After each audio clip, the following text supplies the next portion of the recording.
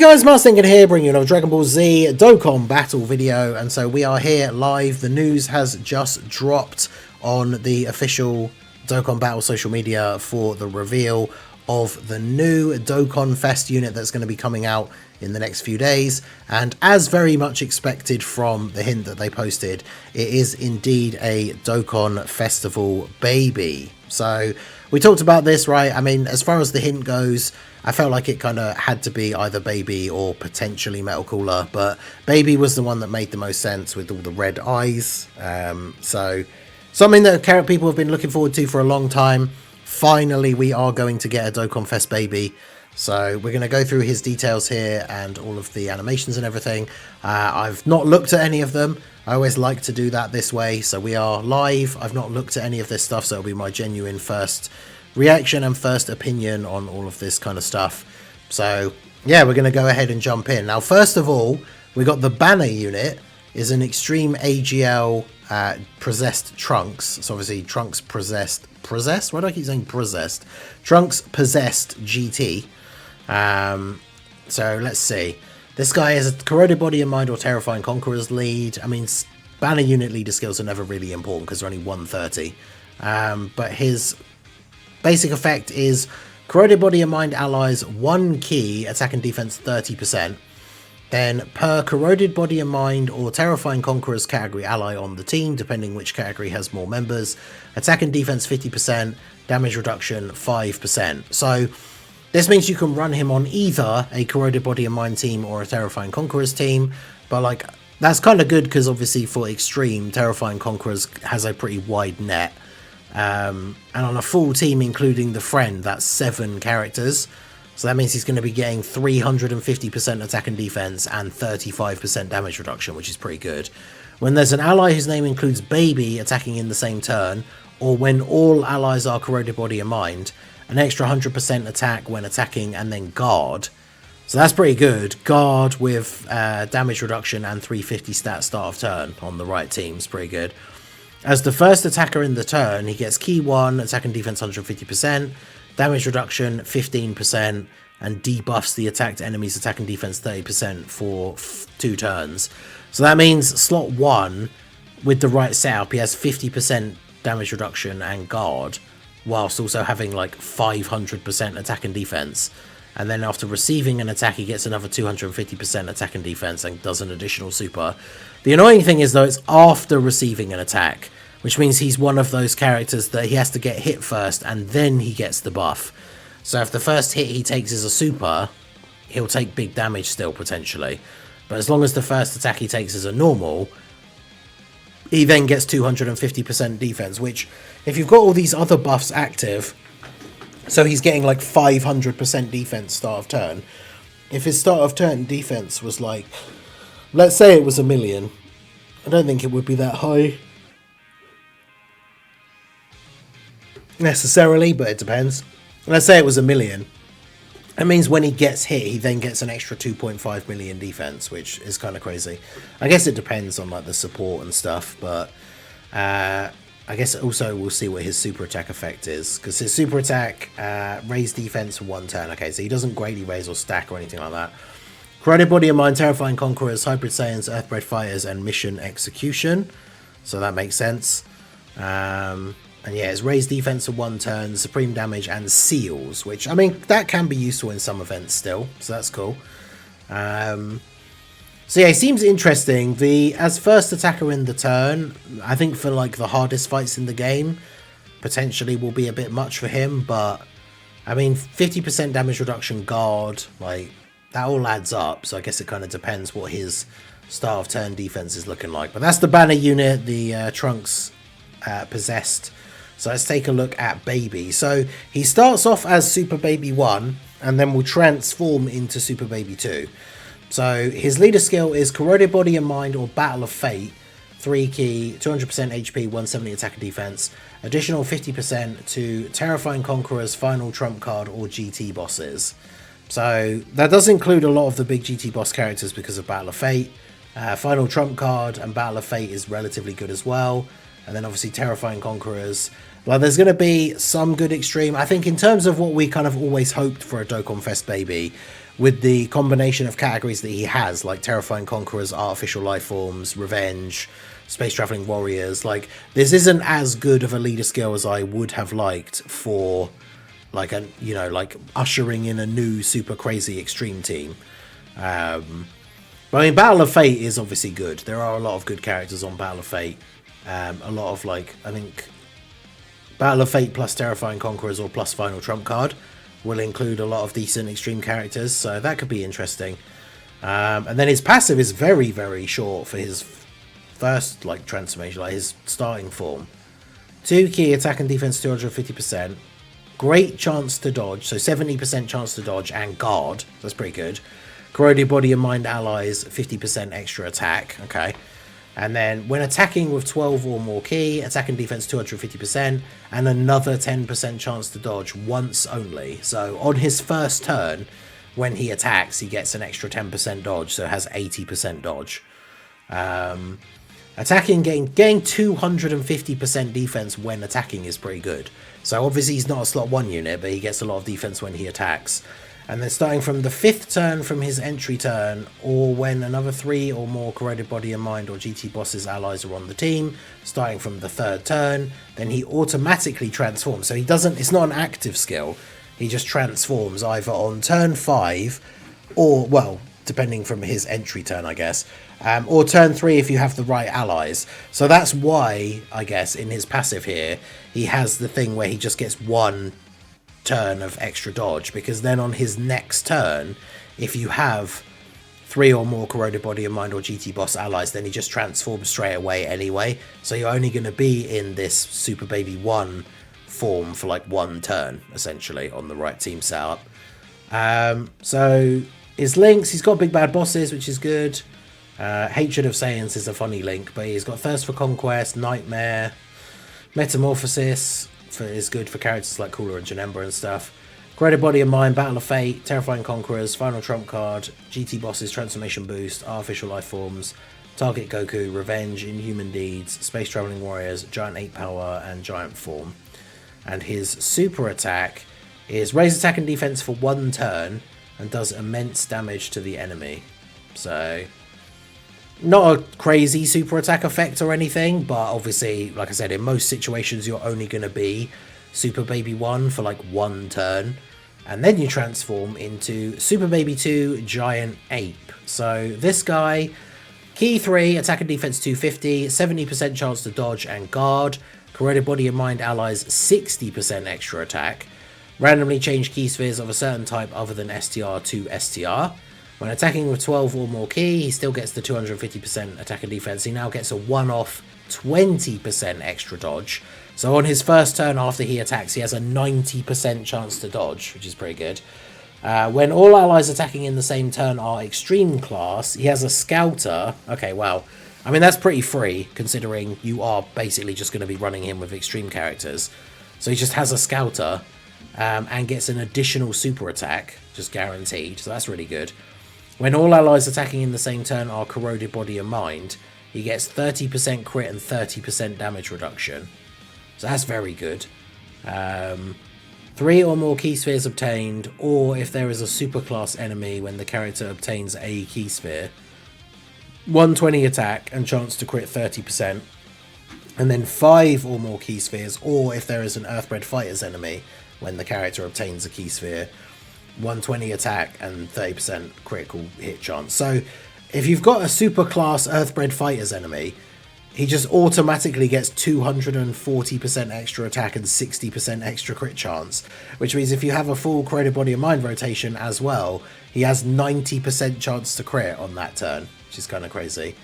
30% damage reduction whilst having a pretty solid amount of defense and one-off 90% chance to dodge. After that first turn, it'll be interesting to see what his defense is like. I mean, he's still got a 70% chance to dodge and guard. And then he's got a Giant Ape transformation. Can be activated starting from the next attacking turn. So basically the turn after you transform into Super Baby 2, the next turn you can then use an active skill to become a Giant Ape for 2 turns. Which obviously, as we know, is very, very useful for getting rid of like enemy super attacks and stuff like that. So the typical giant 8 power. I keep using the word that always comes to mind is exploit, even though it isn't, because that's just how the mechanic works, right? But it's obviously super good and super useful for difficult events, right? So yeah, that's very good. And then his super attack, oh, infinitely. Okay, so when he transforms, he's an infinite stacker. Raises attack and defense, does immense damage to the enemy. So that means on the first turn, you're going to have 90% chance to dodge. As long as you've got an extreme class rotation, you're going to get 2 super attacks minimum guaranteed, which will then be stacking him. So then ideally, I guess you build him additional because he builds up so much crit chance.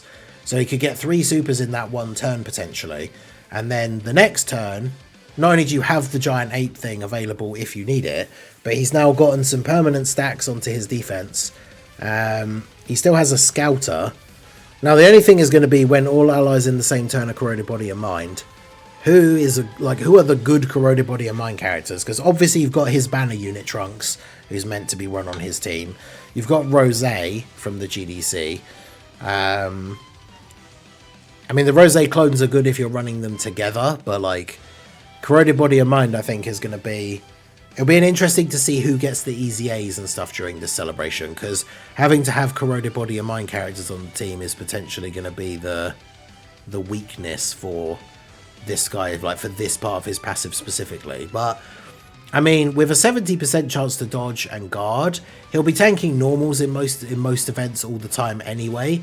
So even if you don't have the full corroded body and mind rotation, like it's nice to have that 30% damage reduction. But it doesn't make him suddenly terrible if you don't have it. It just means that he probably will die to bigger boss super attacks. But yeah, Tech Janemba. Is Tech Janemba... Tech Janemba is on the team as well, yeah. Is he on...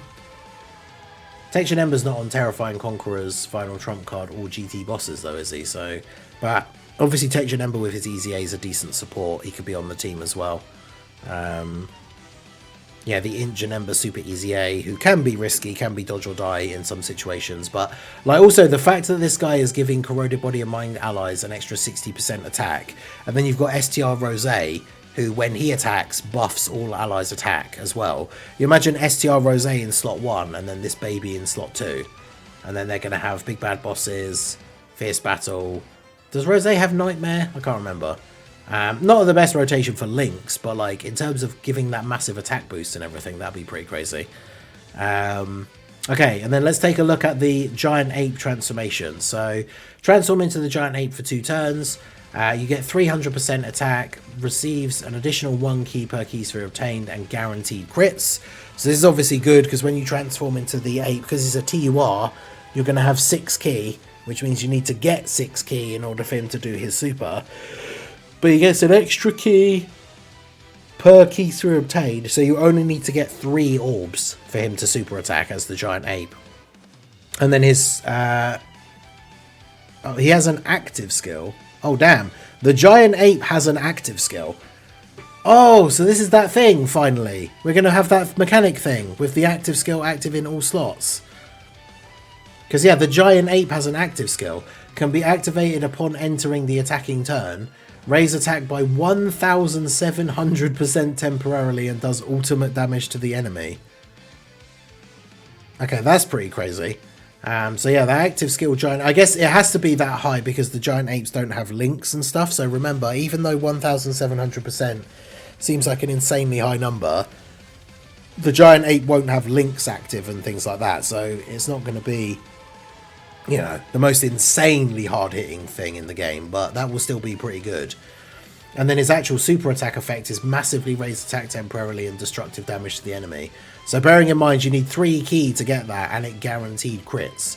So I mean, the thing is with giant apes, it's never really been about the damage. It's about the, you know, negating the enemy's abilities and just getting a little bit of free damage in. But this guy will still hit relatively decently, I think. And then, yeah, bear in mind with him on Omega's team, because he's a GT boss, not only will Omega be giving him an extra 100, like the double Omega rotation will be giving him an extra 140% defense and another 20% damage reduction. So even though you might not have this for having a full Corroded Body and Mind rotation, he's going to have an insane amount of defense whilst also having guard at 90% chance to dodge on his first turn. And then on his second turn, you can then literally straight away transform into the Giant Ape, which is insane. So yeah, let's go ahead and take a look at the... now I can see these in proper full screen.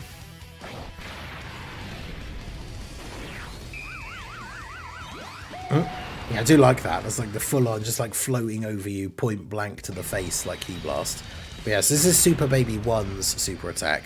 Which, bear in mind, like we said, you'll probably only see this once in every event, because then he just transforms on the next turn.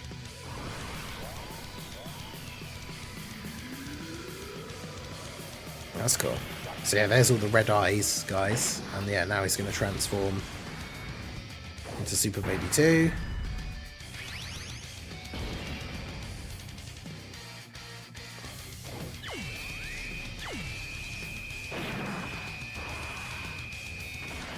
Revenge Final Flash.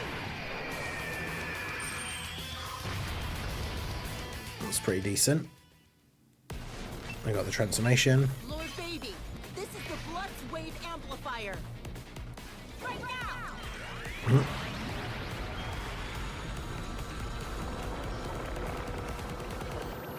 Yeah, that's cool.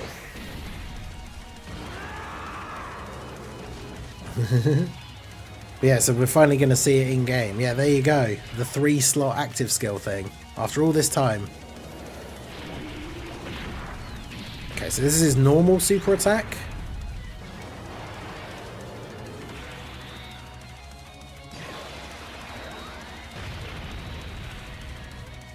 And then this will be the active skill, right?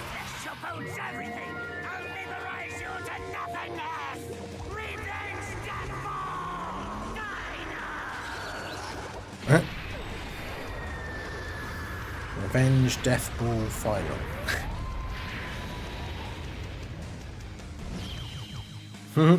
Nice. So the Giant Ape has a KO screen. I'd love to see that. All right, well there you go. So that is the Dokkan Fest Baby, and all of his info. Definitely seems like a good release.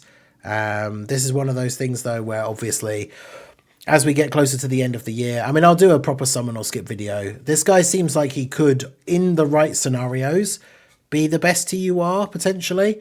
But obviously you have to build the team in a certain way for him to be getting all of his full buffs and everything. But let's put the OST back on. There you go. Oh. But yeah, I think he seems very, very good. Building the team with him, like his team, seems like it'll be kind of fun with some of the good Corroded Body and Mind characters, depending on who Easy A's during the celebration. And of course, him on the Omega team should be really good as well. So definitely going to be interested to see how this guy actually properly looks in game. If we do get the... because the private server that I use doesn't get updated like the second the data download happens, which should be tomorrow. Actually, no, there won't be a data download tomorrow, will there? Because we've got maintenance on Tuesday. So the way this should work is that the maintenance will end on Tuesday, and then I think the banner's going to come out like basically straight afterwards. The problem is we won't know for sure until the data download, because we have no in-game schedule until the data download actually happens, which, like I said, will be part of the maintenance, because I don't think they've ever done a data download like the day before they've then just done maintenance anyway. So we probably won't actually know when this guy comes out. We might not know the specific time that the banner comes out or anything until literally the maintenance could end on Tuesday. It's Tuesday morning for me. It'll be late Monday night if you're in certain parts of the US, but the maintenance could literally end and then the banner just be there like when the game is back up, right? So we'll have to wait and see. Obviously, if there's any further news or anything, I will let you guys know. But yeah, Dokkan Fest Baby finally coming, and he seems very good. Let me know what you guys think down below in the comment section. I'm going to put this video up straight away. I'm going to put out a thread on Twitter, as I normally do, asking for community feedback on what you guys think of the baby. So if you do use Twitter, make sure you go find that post and let me know, so your reply can be featured in the video later on. But yeah, Dokkan Fest Baby finally coming. Let me know what you guys think in the comment section. So that is going to be it for the video, guys. This has been the Masked Ningen. Smash that like button, subscribe to the channel if you are new. Check out the links down below, and I will see you all again soon. Have a good one.